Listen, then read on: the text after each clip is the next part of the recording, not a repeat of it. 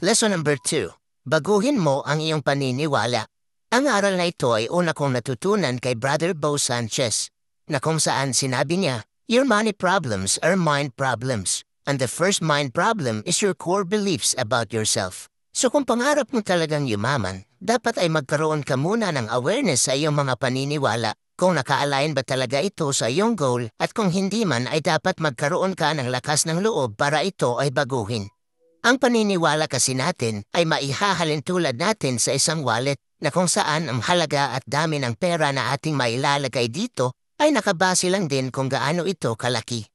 Halimbawa, kung ikaw ay merong isang maliit na wallet, sa tingin mo ba ay kaya mo itong lagyan ng maraming pera? So ganun lang din sa iyong paniniwala tungkol sa pera.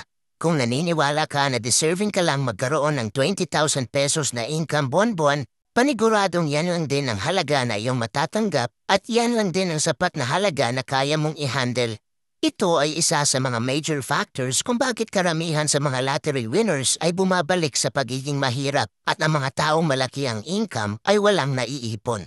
Dahil masyadong malaki ang blessing na dumating sa buhay nila, pero ang problema ay masyadong maliit ang kanilang paniniwala para i-handle ang blessing na yun. Kaya para ikaw ay yumaman, ibahin mo ang iyong paniniwala tungkol sa pera at pagyaman. Maniwala ka na deserving ka na magkaroon ng financial freedom at kasaganahan sa iyong buhay.